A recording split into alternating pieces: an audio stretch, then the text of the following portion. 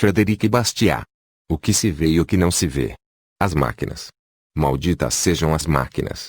A cada ano que se passa o seu poder progressivo condena à pobreza a milhares de trabalhadores, tirando-lhes o trabalho e, com este, o salário, e com o salário, o pão. Malditas sejam as máquinas. Esse é o grito que emana do preconceito vulgar e cujos ecos ressoam nos jornais. Mas maldizer as máquinas é maldizer a inteligência humana. O que me confunde é o fato de se encontrarem pessoas que se sintam bem pensando dessa maneira. Pois, em última análise, se esse ponto de vista é bom e verdadeiro, que consequências pode acarretar? É que não existem atividades que levem ao bem-estar, à riqueza, à felicidade, a não ser para os povos estúpidos, marcados pelo imobilismo mental, aos quais Deus não concedeu o dom funesto do pensar, do observar, do planejar, do inventar, do obter maiores resultados com menores quantidade de meios. Ao contrário, deu-lhes trapos como vestimenta, cabanas miseráveis como moradia. E a pobreza e a estagnação são herança inevitável de toda nação que busca e acha no ferro, no fogo, no vento, na eletricidade, no magnetismo, nas leis da química e da mecânica, em uma palavra, nas forças da natureza, um complemento para suas próprias forças. E pode-se afirmar, como Rousseau, que todo homem que pensa é um animal depravado. Mas isso não é tudo. Se essa doutrina for verdadeira, como todos os homens pensam e inventam, como todos, de fato, do primeiro ao último e a cada minuto de suas existências procuram fazer as forças da natureza cooperarem com eles, buscam fazer mais com menos, reduzir seu próprio trabalho manual ou aquele pelo qual pagam, obter a maior quantidade possível de resultados com a menor quantidade possível de trabalho, deve-se concluir disso que a humanidade inteira está no caminho da decadência, precisamente por causa desta aspiração inteligente pelo progresso que parece atormentar cada um dos seus membros. Desde logo deve-se constatar, estatisticamente, que os habitantes de Lancaster, fugindo desse mundo dominado pelas máquinas que é o seu país, vão procurar trabalho na Irlanda, onde elas ainda são desconhecidas. E deve-se constatar também, através da história, que as sombras do barbarismo escurecem as épocas de civilização e que a civilização floresce nos tempos de ignorância e de barbarismo. Evidentemente, há neste monte de contradições algo que nos choca e nos adverte que o problema esconde um elemento de solução ainda não suficientemente elucidado. Eis todo o mistério, por detrás do que se vê, está o que não se vê. Vou tentar explicitar as coisas.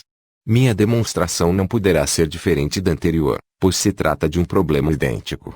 Os homens têm uma tendência natural, a menos que sejam impedidos pela força, de buscarem um bom negócio, isto é, algo que, proporcionando-lhes satisfação equivalente, lhes poupe trabalho, não importando se esse bom negócio lhes venha de um hábil produtor estrangeiro ou de um hábil produtor mecânico. A objeção teórica que se pode fazer a essa tendência nos dois casos acima apontados é a mesma. Num como no outro, o que é criticável é o fato de essa tendência atingir o trabalho com a inércia. Entretanto, o seu efeito atual não é tornar o trabalho inerte, mas liberado para outras tarefas. Eis porque, na prática, o mesmo obstáculo, força, lhe é apontado em ambos os casos.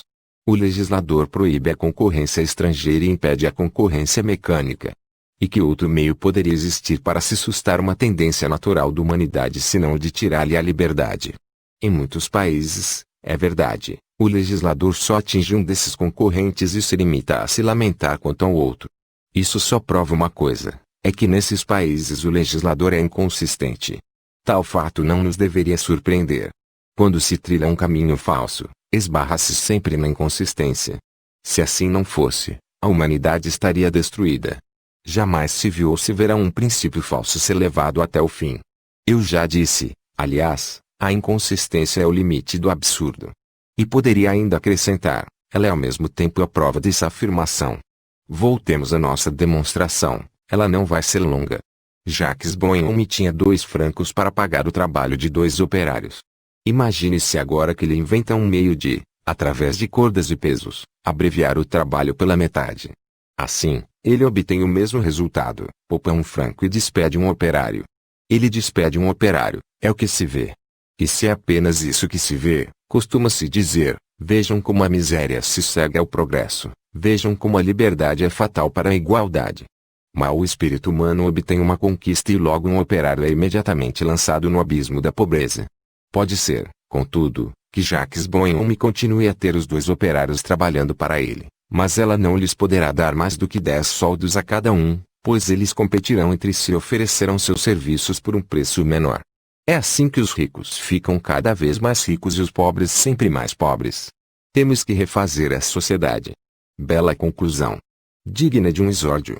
Felizmente, exórdio e conclusão, tudo isso é falso, porque por trás da metade do fenômeno que se vê, há a outra metade que não se vê. Não se vê o franco poupado por Jacques Boehm e os efeitos naturais dessa economia. Já que, como consequência de sua invenção, Jacques Boehm só gasta um franco de mão de obra ao tentar alcançar uma determinada satisfação, resta-lhe ainda um outro franco.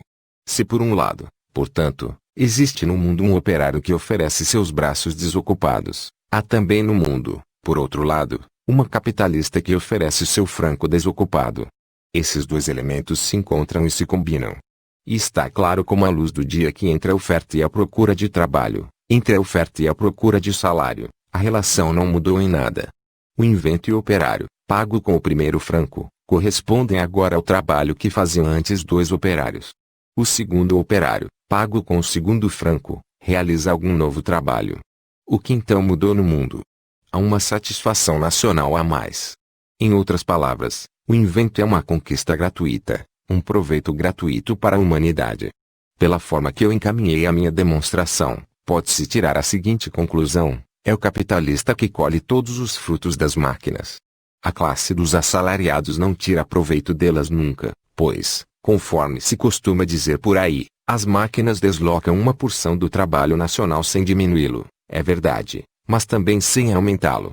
Não é meu objetivo responder a todas as objeções. Minha única intenção é combater um preconceito vulgar, muito perigoso e muito difundido. Eu queria provar que uma nova máquina não põe em disponibilidade certo número de trabalhadores, a não ser que coloque em disponibilidade também e forçosamente a remuneração que paga os salários desses trabalhadores. Esses trabalhadores e essa remuneração se combinam para produzir o que era impossível produzir antes do invento. Conclui-se daí que esse invento tem como consequência definitiva um aumento de satisfações por um mesmo trabalho. Quem lucra com satisfações excedentes? Bem, em primeiro lugar é o capitalista, o inventor, o primeiro que se serve com sucesso da máquina, e essa é a recompensa pela sua genialidade e sua audácia. Nesse caso, como acabamos de ver, ele realiza com os gastos de produção uma economia, a qual, não importa o modo como seja gasta, e ela sempre é gasta, ocupa justamente tantos braços quantos a máquina fez dispensar. Mas logo a concorrência força o inventor a baixar seu preço de venda, na medida da mesma economia que realizou. E, então, não é mais o inventor que colhe os benefícios da sua invenção. É o comprador do produto, o consumidor, o público, e aí compreendidos os operários, em suma, a humanidade. E o que não se vê é que a economia também obtida por todos os consumidores forma um fundo do qual os salários podem ser tirados substituindo o que a máquina consumiu. Assim, retomando o exemplo acima, Jacques Boehm obtém um produto gastando 2 francos com salários. Graças ao seu invento, a mão de obra agora só lhe custa 1 franco. Enquanto ele vender o produto pelo mesmo preço de antes, haverá um operário a menos ocupado na fabricação desse produto especial, é o que se vê. Mas há um operário a mais ocupado pelo franco que Jacques Boehm economizou, é o que não se vê. Quando, pelo passo natural das coisas, Jacques Boehm é levado a reduzir de 1 franco o preço do produto, ele não está mais fazendo economia. Portanto, ele não mais dispõe de 1 franco para encomendar à mão de obra nacional uma produção nova. Mas quem quer que adquira esse produto, isto é, a humanidade, toma o seu lugar. Quem quer que compre o produto vai pagá-lo 1 franco mais barato. Economiza assim 1 franco. E esta economia é necessariamente encaminhada para aquele fundo de salários, é ainda o que não se vê. Demos a esse problema das máquinas outra solução, baseada na realidade. Dissemos, a máquina reduz os gastos de produção e faz baixar o preço do produto. A baixa dos preços provoca um aumento de consumo, o qual necessita de um aumento de produção. E, finalmente, a utilização de tantos trabalhadores quantos eram necessários antes do invento, ou mais. Citemos, como exemplo para um argumento, a imprensa, a tecelagem, os jornais etc. Esta demonstração não é científica. Seria preciso ainda dizer que, Se o consumo de um produto especial como este em questão fica estacionário ou próximo disso, então a máquina seria prejudicial ao trabalho. E não é isso que acontece. Suponhamos que, em um determinado país, todos os homens usem chapéu. Se, pelo emprego de máquinas, consegue-se baixar pela metade o preço do chapéu, não se deduz necessariamente que se comprará o dobro de chapéus. Poder-se-ia dizer, nesse caso, que uma parte do trabalho nacional foi atingida pela inércia. Sim, de acordo com o ponto de vista geral. Não, de acordo com o meu raciocínio, porquanto, embora nesse país não se viesse a comprar nenhum chapéu a mais, o fundo inteiro de salários não ficaria intacto.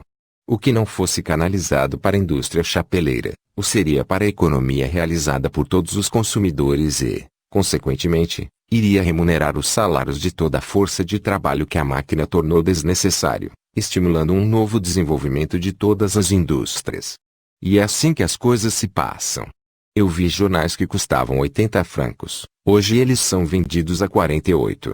É uma economia de 32 francos para os assinantes.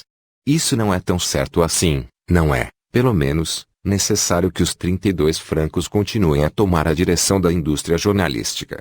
Mas o que é certo, o que é necessário, é que, se eles não tomam essa direção, tomaram outra. Há quem se sirva deles para receber mais jornais, outros para se alimentarem melhor, outros ainda para se vestirem melhor e mais outros para mobiliarem melhor suas casas. As indústrias são, pois, solidárias. Formam um todo vasto e unido cujas partes se comunicam por canais secretos.